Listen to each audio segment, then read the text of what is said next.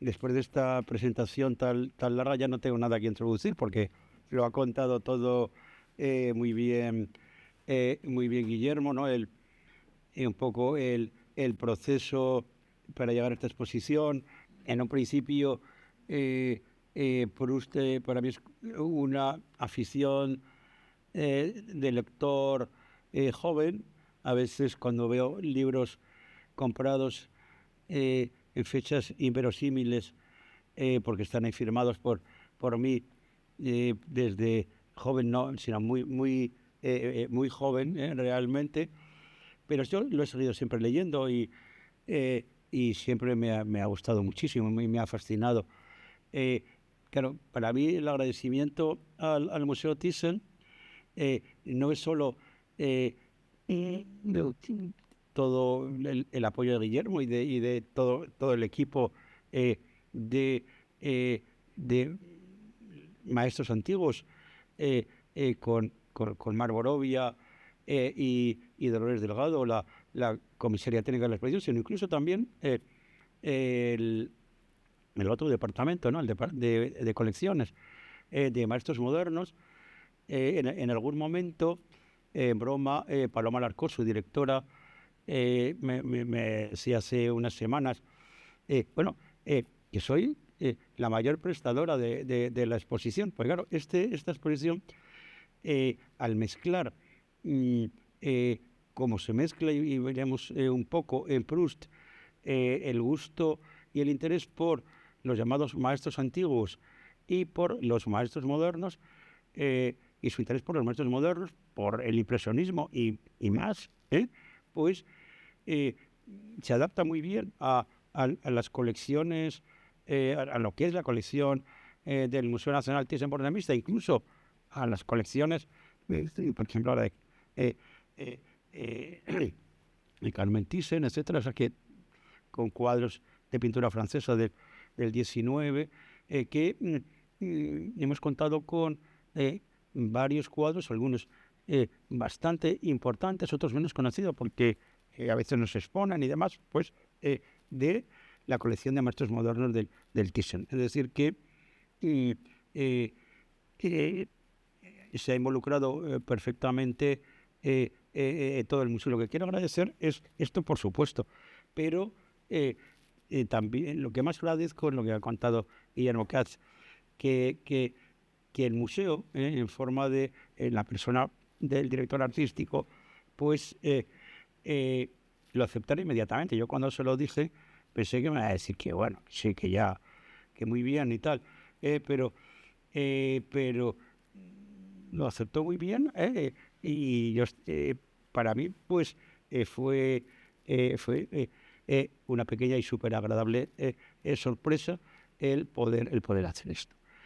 Bien, y dentro de lo que es Proust eh, y la novela de Proust, eh, la exposición está centrada en un tema que da para esta exposición, pero daría para el doble de cuadros o más, todavía, que es la relación entre Proust y las artes. La novela de Proust, que son 7 tomos, en su versión definitiva, que se publica entre 1913 y 1927, 5 años después ya de la muerte de Proust, es decir, que los 3 últimos tomos son tomos póstumos, que fue su hermano Robert y el editor Rivière, quienes hicieron esta versión, pues se desarrolla, como digo, entre el 13 y el 27, pero en realidad que después se han ido descubriendo tal cantidad de fragmentos, de versiones distintas, de esbozos amplísimos, hasta una novela, como Jean Santel, que abandona y no dijo nada y se descubre en los archivos de la familia en los años 50 los famosos 75 folios de hace 3, 4 años. Si no voy a contar esto porque es prácticamente imposible. Es decir, que es la obra de una vida, y esa obra quiere abarcar todos los aspectos de, digamos, de una realidad, podemos llamar en principio literaria. Bien, la novela abarca un poco todo. La realidad literaria, sobre todo la literatura francesa del 19, que Proust conocía muy bien, sobre todo Balzac o Flaubert, pero narra también, a la manera de Balzac, por ejemplo, la sociedad, la amplísima sociedad el Segundo Imperio y los comienzos de la Tercera República. Y las relaciones humanas, que es uno de los temas capitales. Relaciones familiares, relaciones matrimoniales, relaciones amorosas, amistad, los celos, el abandono, la pena, todo eso de una manera muy, muy profunda y muy minuciosa. Es decir, explorando el alma humana hasta elementos muy fuertes, ¿no? Pero de todo esto y más cosas, ¿no? La política, las relaciones diplomáticas, en fin, todo, pues hay un tema que es que a mí como historiador del arte es lo que siempre me ha atraído más de Proust, ¿no? Aparte de su manera de escribir, que es su interés por las imágenes. Entonces, la exposición se plantea como una lectura de la obra de Proust, A la búsqueda del tiempo perdido, ¿no? A través de las imágenes, que pueden ser imágenes literarias, imágenes históricas y, sobre todo, las que más me interesan, imágenes artísticas, ¿no? En realidad sería, pues, manera también de llamar la exposición, no, Proust y las imágenes. Proust, aquí estamos viendo como introducción el retrato de Jacques-Émile Blanche de Proust a los 21 años, que es el único retrato que se hizo sobre pincel, sobre el cuadro,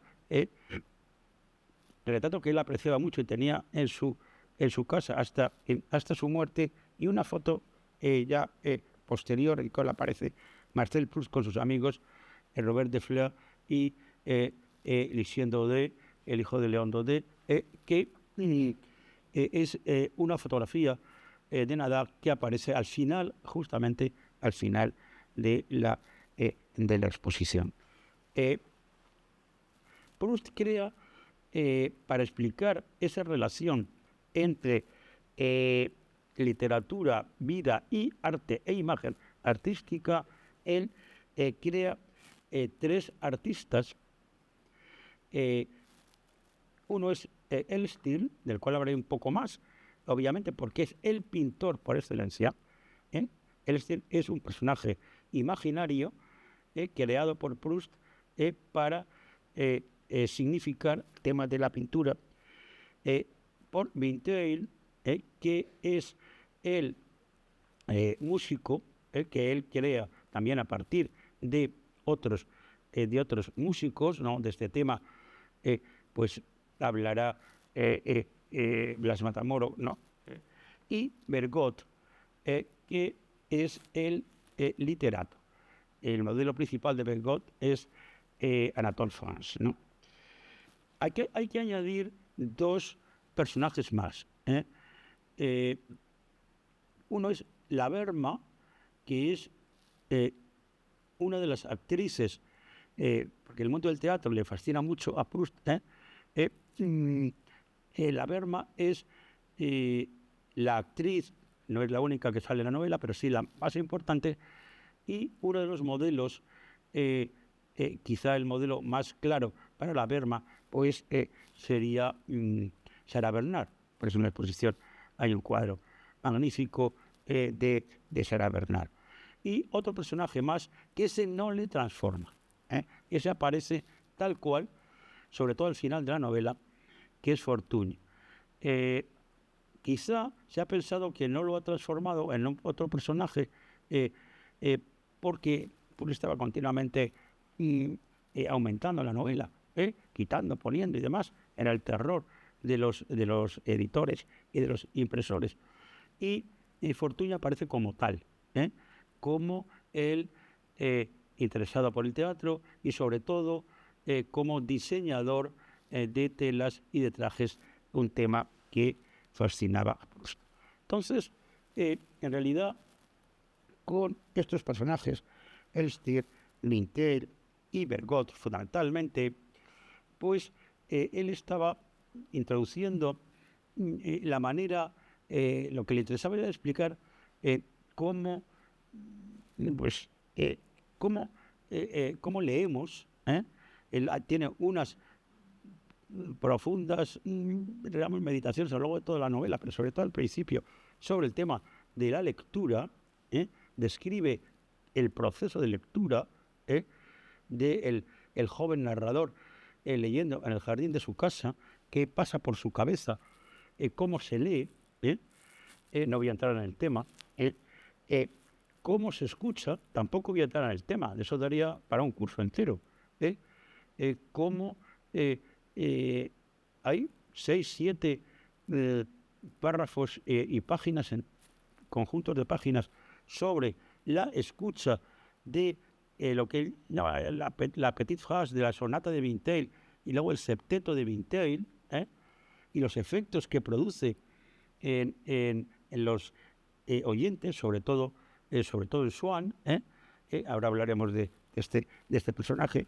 Y la mirada, mirar, escuchar, leer. Por eso el título del ciclo, mirar, escuchar, leer, que claramente se inspira, o más bien copia el título de una de las obras más tardías ya del filósofo francés Claude Lévi-Strauss, que se llama así, mirar, escuchar, leer, y comienza citando a Proust, y después ya en mirar, sobre todo habla de Poussin y pintura francesa del 17, escuchar Rameau y música, y leer pues la Diderot, fundamentalmente Denis Diderot y algún otro. En fin, no voy a entrar en el libro, por otra parte, interesantísimo, y hecho a fragmentos y a retazos,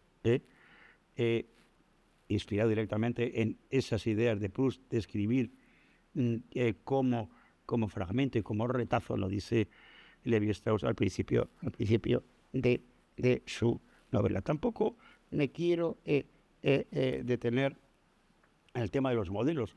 ¿Quiénes son los modelos de uno y otro? Un tema también infinito. Y pues sí que quiero centrarme ya en, como vemos ahí, los modelos de Swann, Haas y Frisy, y los orígenes franceses de la crítica de arte, du côté de ce Swann. Bien. La novela está dividida, a cierto punto de vista, en lo que él llama el mundo de Swann, el lado de Swann, y el lado de Guermantes. El lado de Swann es el que más nos interesa ahora en esta charla, porque este personaje, Swann, que es uno de los personajes centrales de la novela, es un personaje de la alta burguesía parisina, de origen judío, y él era coleccionista. En la novela, crítico de arte, está siempre escribiendo una monografía sobre Vermeer de Delft que nunca llega a terminar, y él está enamorado, luego es marido de Odette de Crécy, también personaje de la novela, y ahora veremos un retrato de la inspiradora de Odette de Crécy, y la pareja Swann-Odette es uno de los ejes también de la novela, sobre todo de la primera parte, porque Swann muere a mediados de la novela. Swann es un poco mayor de el resto de los personajes. Y además, Swann y Odette tienen una hija, Gilberte, que es el primer amor del narrador y aparece continuamente en la novela, ¿no? Swann está inspirado, como digo, en la figura, las dos inspiraciones de Swann, por un lado la figura de Charles Haas y la otra de Frischi. Este cuadro, que podrán ver en la exposición de Tissot, que como ven, no tiene nada de Pompier, ya explicaré luego después por qué digo esta pequeña ironía, pues es el personaje de la derecha, que está de pie.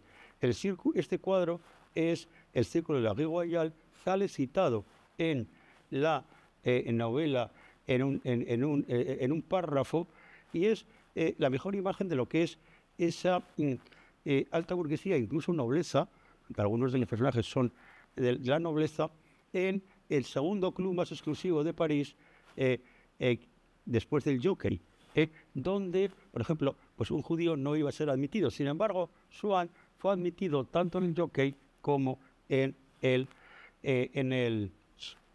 club de la Rue Royale, que es uno de los palacios que da a la Plaza de la Concordia, que tiene los palacios de Gabriel, que existen en la actualidad, y por la Rue Royale tiene esta terraza, que se conserva en la actualidad tal cual al comienzo de la Rue Royale, y nos habla de ese mundo, ¿no?, de la alta sociedad parisina, pero sobre todo nos habla de...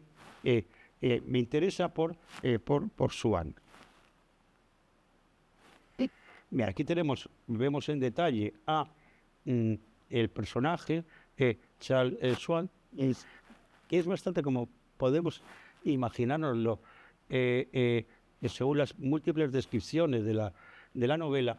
Y el personaje de la derecha, otro cuadro que también está en la exposición, es Frischi, que procedía de esta familia Frischi, que era una familia que venida de Odessa, que emigró a Viena, y que luego parte de la familia vuelve a aparecer como con este Charles en el París también de estos momentos, años 20 y 30, en relación con los impresionistas y en relación fundamentalmente con Renoir. Eso también sale bastante en la novela, pero no quiero dispersar. Bien, me voy a centrar en primer lugar en esto que estamos viendo aquí. Odette de Crécy, es decir, la mujer de Swann, John Ruskin, ahora veremos, y Sandro Botticelli. Porque uno de los temas esenciales de la novela es esto, el arte como sustituto de la realidad, o la percepción de la realidad a través de la imagen artística. En realidad, no diría que toda la novela, pero buena parte de la novela es esto. Y he escogido dos casos, ¿no? Uno, el que vamos a ver ahora, ¿no?, la relación con Sandro Botticelli, y el de Vermeer, Rembrandt, de la pintura holandesa. Bueno, aquí tenemos a la izquierda tenemos a Lorraine Hayman, una escultora de origen inglés que vino de Chile a París, y en París se convirtió en una de las mujeres que fascinó desde todas las desde clases sociales muy altas, altísimas, a la alta burguesía, de la cual fue amante del tío de Proust, del propio padre de Proust, del príncipe de Gales, nada menos. Es decir, era una cocotte que pues resultó ser uno de los personajes centrales, ¿no?, de ese mundo de la alta sociedad parisina. La clave de lo que voy a decir, o una de las claves, es que enamora a Swann, pero Swann muchas veces lo dice desde el principio, está enamorado, pero no le está enamorado tanto por la belleza, dices que no, que tampoco le gusta tanto físicamente. Si hay como un sentimiento ambiguo, aunque la pasión de Swann por Odette es enorme. Y en la novela, el segundo capítulo de la primera novela, que es como un flashback, un amor de Swann anterior a la época en que se desarrolla la novela, y entonces en un amor de Swann que funciona casi como una novela así, y muchas veces se edita solamente un amor de Swann, pues nos habla de los primeros amores. Es una novelita pues fantástica, ¿no? Y entonces él hace visitas nocturnas a el apartamento y la casa de Odette, y en la segunda de las visitas dice: la recibió en bata de crespón de China, color malva, sujetándose sobre el pecho como un chal una tela suntuosamente bordada. De pie a su lado, dejando resbalar a lo largo de las mejillas los cabellos que había desatado, con una pierna doblada en actitud levemente danzante para poder inclinar sin fatiga hacia el grabado, porque dice que él va con un grabado, a explicar esto, que bajando la cabeza miraba con sus grandes ojos. Sorprendió a Swann por su parecido con esa figura de Séfora, la hija de Jetro, que puede verse en un fresco de la Capilla Sixtina. Es decir, aquí tenemos en el retrato de Raimundo de Madrazo, que no se me olvidó decir que es de Raimundo de Madrazo, de el modelo más seguro de esta mujer, de Odette, y luego esta otra acuarela, que es una acuarela de John Ruskin, que también se puede ver en la exposición, porque Ruskin pues copió estaba fascinado por el fresco de Botticelli en la Capilla Sixtina del Vaticano, y pues hizo esta acuarela, la incluyó en algunos de sus libros, y Proust conoció esta imagen a través de ese grabado de John Ruskin, teniendo en cuenta que para Proust, Ruskin, y por eso la exposición en una sala dedicada solo a este tema, donde está esta acuarela, pues tradujo dos de los libros de John Ruskin. Ruskin es un personaje fundamental para la estética de Proust, ¿no? En las obras completas de Ruskin está grabado que vio Proust, ¿no? La acuarela no la vio, pero es el año 1874, pero sí que vio, como digo, el grabado. Sigue después en la descripción y dice esta frase que también es muy significativa. No es la única vez que dice esto en la novela, pero quizá la vez más significativa. Swann siempre había tenido ese gusto particular de encontrar en la pintura de los maestros no solo los caracteres generales de la realidad que nos rodea, sino que por el contrario parece menos susceptible de generalidad los rasgos, me falta algo, individuales de los rostros que conocemos. Es decir, en esta frase que me debió saltar alguna palabra porque no se entiende bien, está diciendo algo que explica muchísimas cosas de la novela, cómo este personaje al narrador le recuerda un cuadro de Ghirlandaio, le recuerda un cuadro de Bernardino Luini, le recuerda una figura de Tiziano. Es decir, que Proust o compara los rasgos de un personaje como Laurent de Sarly con un cuadro del cardenal Niño Guevara del Greco. Es decir, que Proust veía la realidad, ese gusto particular de encontrar en la pintura de los maestros no solo los caracteres generales de la realidad que nos rodea, sino también los rasgos individuales de los rostros que conocemos.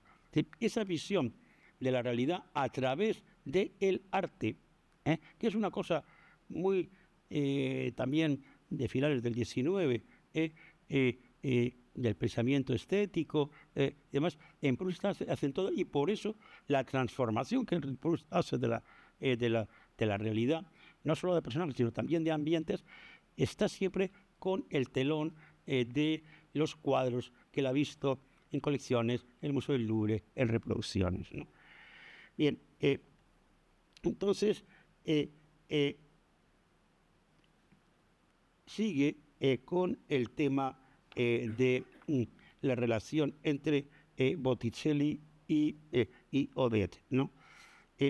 Es a través, sobre todo, de la obra de Botticelli, dice que no estimaba tanto el verdadero rostro de Odette, porque tampoco, como he dicho antes, le acaba de gustar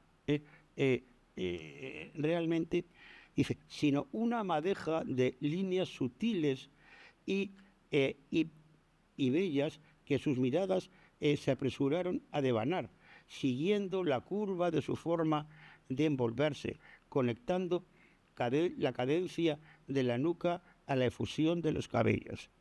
Estamos viendo, tal como está describiendo a Odette en su apartamento, le está describiendo a través de ese grabado de Botticelli, inspirado en el fresco de la Capilla Sistina. La miraba, dice, y aunque la obra maestra florentina solo le gustaba porque encontraba en ella, sin embargo, ese parecido, solo le gustaba por lo que encontraba en ella, sin embargo, ese parecido también confería a Odette una belleza. Es ese parecido lo que le confería la belleza. La volvía más preciosa y se felicitó por el placer que sentía viendo a Odette encontrar una justificación en su propia cultura estética. Es decir, es que esto, pensándolo bien, resulta muy fuerte, porque realmente una persona de la cual estaba enamorado, pero que no acababa de gustarle, lo veía a través de su propia cultura estética. Lo dice con toda claridad. Es decir, que es a través del arte cómo alcanza realmente la comprensión, el gusto, el placer en este caso, amoroso. Le permitió, como un título, hacer percibir la imagen de Odette en un mundo de sueños. En puridad, como digo, la realidad física de Odette no era del total agrado de Swann. Olvidaba, dice textualmente, que no por ello Odette se convertía en una mujer conforme a su deseo, porque precisamente su deseo siempre se había orientado en un sentido opuesto a sus gustos estéticos. Esas cosas tan interesantes de Proust, ¿no? Esas contradicciones, ese casi masoquismo, ¿no?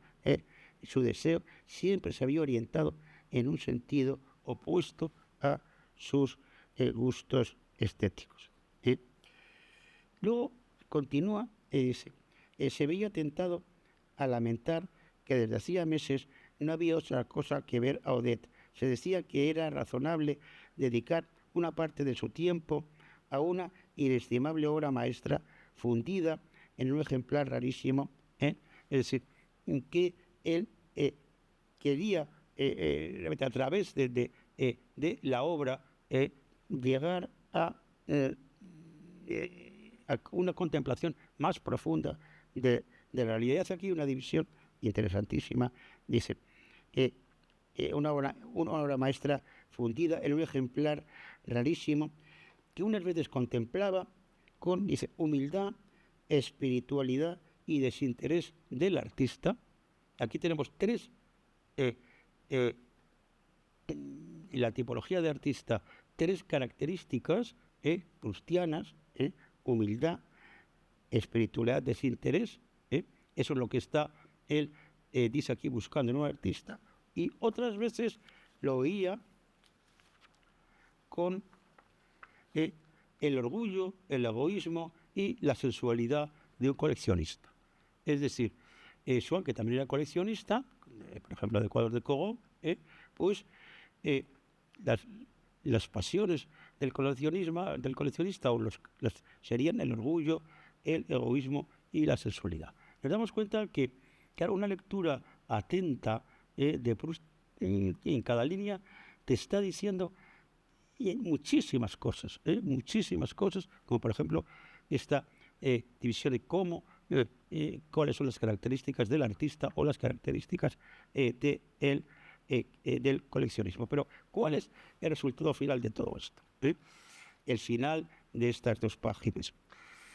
Pues es hacer una reflexión sobre el valor de la imagen, del valor de la reproducción y con el tema de, digamos, el desplazamiento de un interés y de un elemento a otro del arte a la realidad, de la realidad del arte, y la sustitución del arte por la realidad y viceversa. Dice: colocó Swann en su mesa de trabajo una reproducción de la hija de Jethro. Se supone entonces que sería una reproducción del libro de Ruskin, como si fuera una foto de Odette.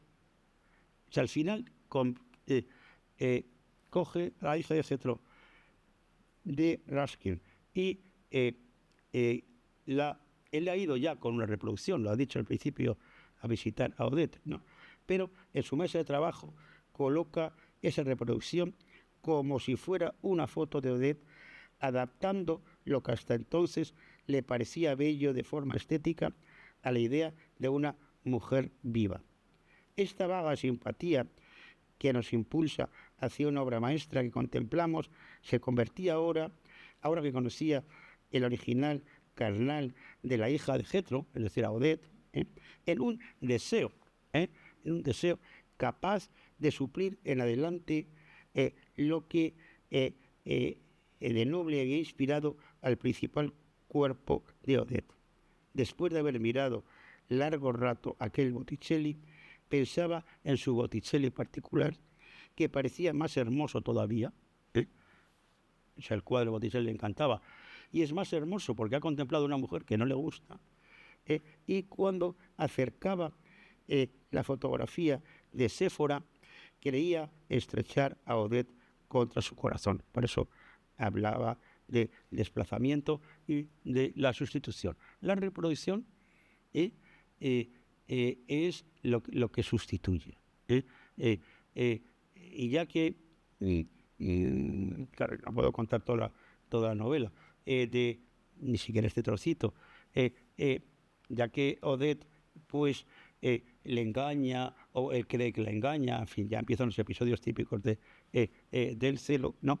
Pero esa imagen de el narrador llegando con la reproducción, toda esta reflexión sobre lo que es la reproducción, lo que es Botticelli, no voy a hablar porque me llevaría mucho tiempo.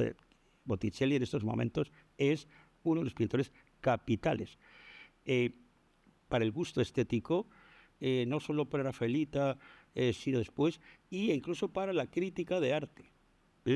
Es el momento en el cual también Avi Barbour, que tiene muchas relaciones, aunque no se conoce en absoluto, claro, con la mentalidad de Proust, que ahora no voy a entrar, hace sus famosos ensayos sobre las pinturas de Botticelli. O sea, Botticelli es un mito, no solamente estético, sino también erudito,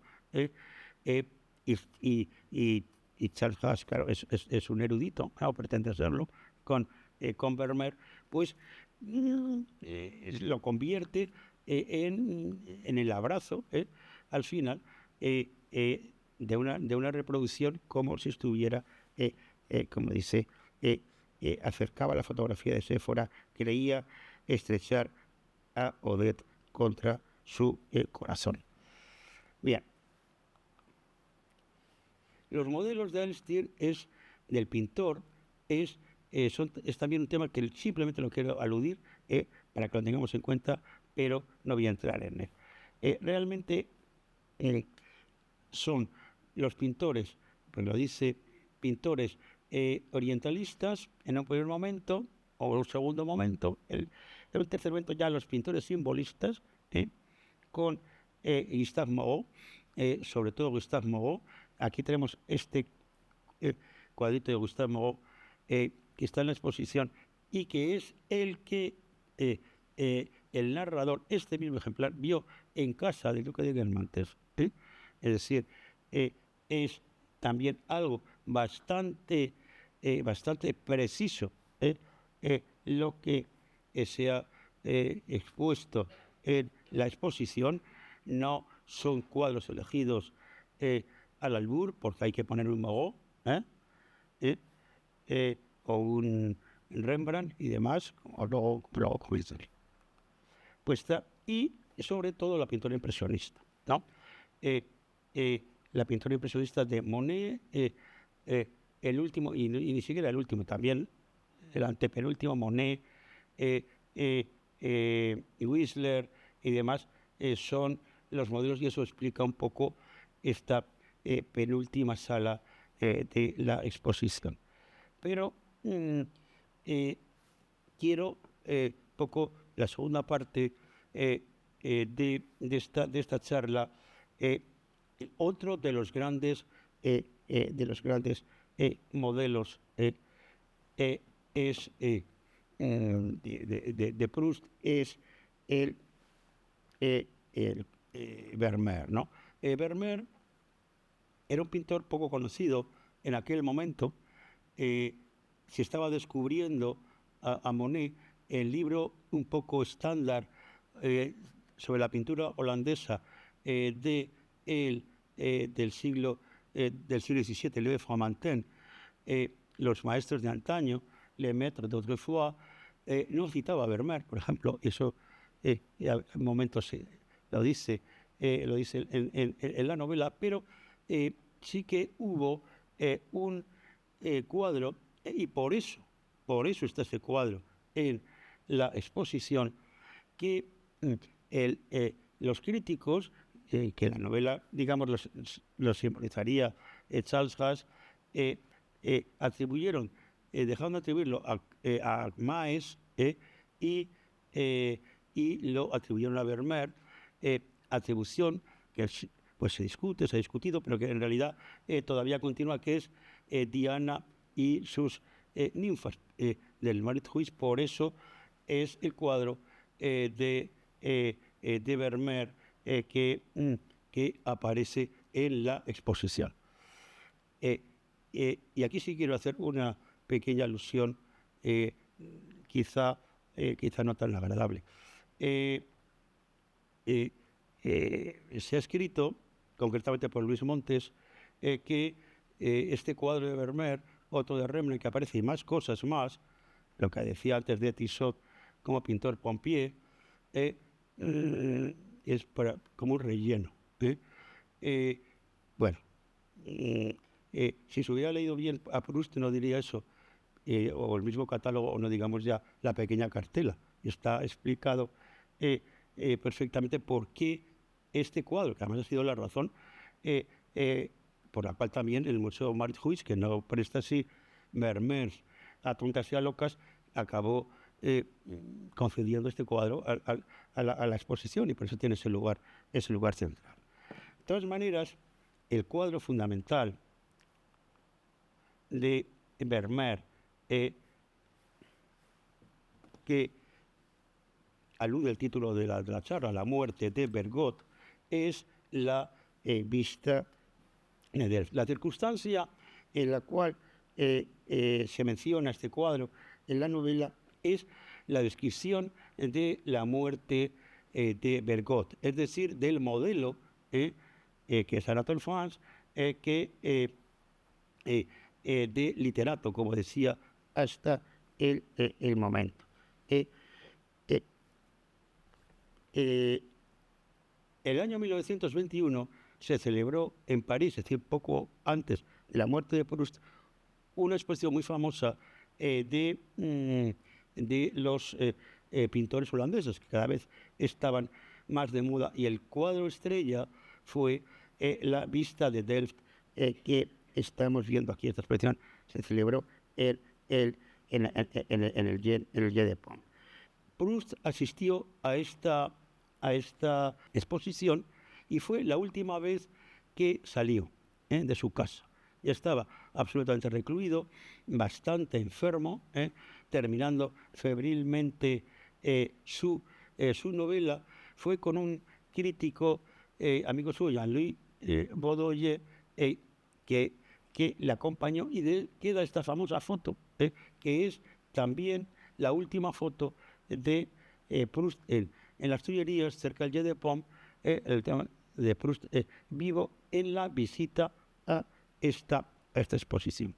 La cosa es que al final, en la propia novela, pues como ahora veremos, Bergot ve este cuadro y inmediatamente después de contemplarlo tiene un ataque y esa misma noche muere. Como digo, entonces la circunstancia de Proust, Bergot y Vermeer es esta exposición. Lo interesante es mucho de este párrafo, pero lo interesante es lo que dice de la novela. Lo que atraía a Bergot a esta última contemplación era, dice literalmente, que gracias al artículo del crítico, que no menciona por su nombre, pero este Baudelaire que he dicho, observó por primera vez unos pequeños personajes de azul, o sea, que estaban vestidos de azul, que la arena del primer término era rosa, y por último la preciosa materia del minúsculo lienzo de pared amarilla, Le Petit Pain de Murgeon célebre, que tanto ha dado que hablar, incluso hay personas que no lo ven, porque efectivamente tampoco aparece de una manera muy clara. El crítico Baudelaire le había llamado la atención sobre ese pequeño lienzo de pared amarilla del que ya él no se acordaba, y dice: estaba tan bien pintado que si se miraba aislado era como una preciosa obra de arte china, de una belleza que se bastaba a sí misma. Esto también es, y ya no habla de japonismo, que habla tanto Proust, que lo mira desde un punto de vista un poco decorativo, digamos, sino esa precisión de la pintura china, la mayor sobriedad, el ir más a la esencia de las cosas. Preciosa obra de arte china, de una belleza que se bastaba a sí misma. Esto puede parecer que no quiere decir nada, pero es fundamental, porque la idea de el arte y de la belleza, y tal como él Proust veía la realidad, es algo que se basta a sí mismo, que es autónomo. Esto es absolutamente valoración, la valoración formal e incluso formalista de el arte por encima de los temas, por encima de la historia, por encima, es decir, es una frase muy importante para comprender cómo Proust tenía esa sensibilidad por el nuevo arte como belleza en sí misma, como pura forma, que hace de él precisamente sea uno de los que inaugura el pensamiento estético de la modernidad. Y dice: es así, pensaba Bergot, que como yo había debido escribir. Bergot está muriéndose y dice: así es como yo tenía que haber escrito, pues sus últimos libros le parecían demasiado secos, demasiado estéticos a veces, pero decorativamente estéticos. Dicen, de manera que debía hacer mi frase preciosa en sí misma, como este pequeño lienzo de pared amarilla.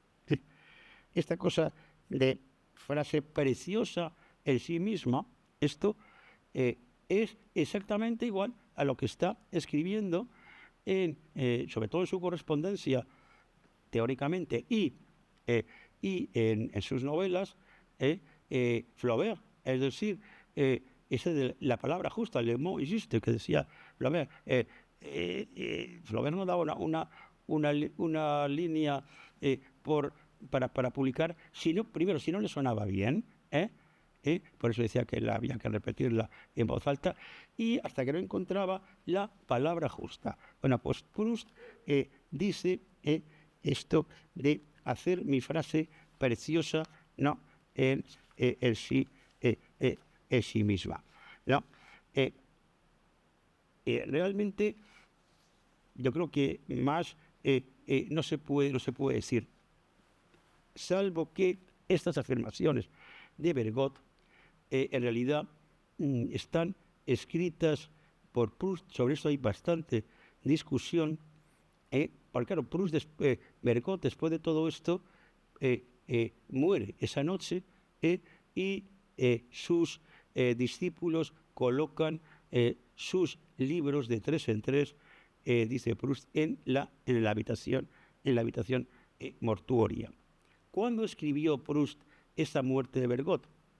Eso es lo que realmente no se sabe. Se piensa que es muy tardíamente, pero semanas antes de la muerte. Cuando ya seguramente había puesto la palabra fin a su libro, insertó estas palabras. Por eso, un tanto románticamente, por supuesto, porque no hay una prueba de ello, pero sí que se aproxima muchísimo esa descripción de la muerte de Bergot, no a la muerte a la muerte del propio Proust, descrita por él mismo. Hay incluso frases con la letra que casi no se lee, porque él escribía, también dictaba a su ama de llaves, a Celeste, al final, hay toda la historia al final, pero que hace especialmente interesante esta descripción de la muerte de Bergot, que al margen ya de, digamos, el morbo, más o menos si es o no es, está describiendo de una manera muy próxima lo que le va a pasar. Lo que sí es cierto es que él, en pocas palabras, muy concisamente, está cogiendo esa idea de el mundo estético de la pintura y del arte, a través del cual él ve toda la realidad, incluso esa última realidad que quiere tan concisa, tan la palabra justa, precisa y demás, en la escritura que Bergot no ha hecho, pero que quería hacer. Realmente, igual que Proust, siempre está cuestionándose a sí mismo. Entonces, bien, para terminar, la novela termina con lo que se llama el baile de las cabezas, una fiesta en la casa de la duquesa de Realmonte, y ahí termina la novela. Y termina con una descripción bastante terrible de unos personajes. La mayoría las hemos estado leyendo a lo largo de las 7 novelas anteriores, que han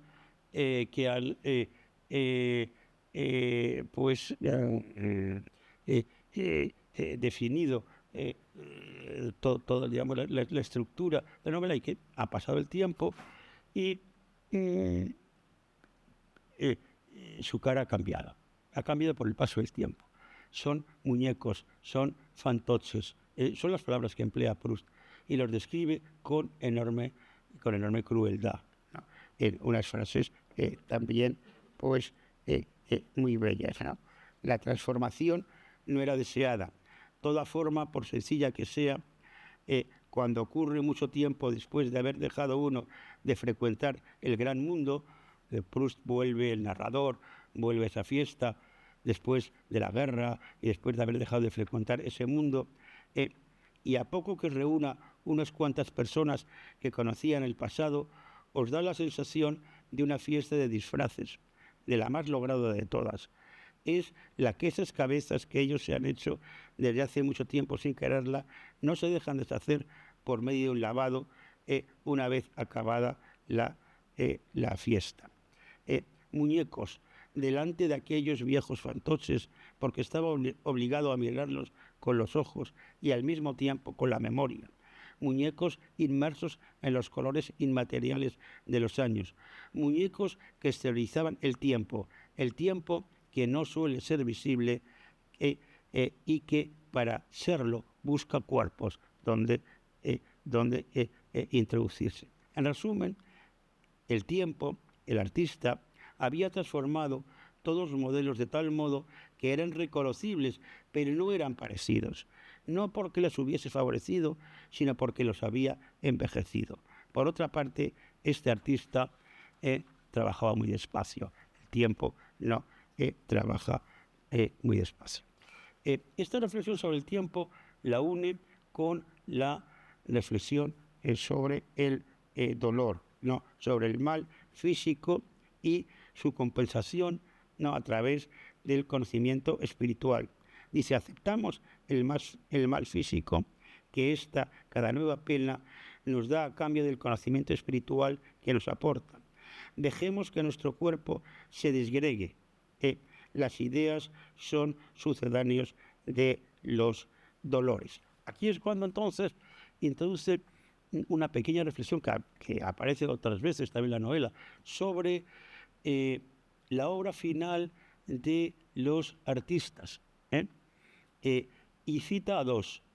Cita a Beethoven, a los últimos cuartetos de Beethoven, 13, 14, 15 y 16, que él oía y que incluso llevaba a cuartetos a que lo tocaran en su casa, cuando él ya no podía salir. Y Rembrandt. Por eso, la exposición termina con estas dos imágenes, tampoco gratuitas, por supuesto, de Rembrandt, el Rembrandt de aquí, del Museo Thyssen, el Rembrandt maduro de la izquierda y el Rembrandt como San Pablo del Rijksmuseum, el Rembrandt de la Edad Madura y el Rembrandt ya destrozado, con una pintura también destrozada realmente, ¿no? Técnica pictórica, quiero decir, del Rembrandt como San Pablo. Curiosamente, si leemos un ensayo interesantísimo, filosófico, sobre Rembrandt, más o menos de esta época, no recuerdo ahora mismo la fecha, de Georg Simmel, de el sociólogo alemán tan importante sobre Rembrandt, pues ahí habla también de esto, del paso del tiempo en y obviamente Proust leería a Simmel y viceversa. No entra. Es decir, que es algo que también a principios del siglo XX estaba un poco entre los tópicos que pululaban culturales, ¿no? Entonces, la exposición entonces termina de esta manera, ¿no? Con el retrato de Philippe Soulier de Proust muerto, y esta es la última imagen de la exposición, los cuadros de Rembrandt, las imágenes de Soulier y de L arriba, la primera edición de la Recherche, un poco evocando eso que decía de la muerte de Bergot con las obras del maestro en su lecho nocturno, unas pruebas de Proust, una especie como de pequeña instalación. El dolor termina matando, dice. Y así es como poco a poco van formándose esos terribles rostros estragados del viejo Rembrandt, del viejo Beethoven, del que todo el mundo se burlaba. Y solo serían las bolsas de los ojos y las arrugas de la frente si no hubiera sufrimiento del corazón. Bueno, pues con estas imágenes, si recordamos las primeras del Proust joven, del Proust del tiempo perdido, desperdiciado en fiestas, pues veremos que la lectura de Proust es una lectura un poco de la vida, de nuestra vida,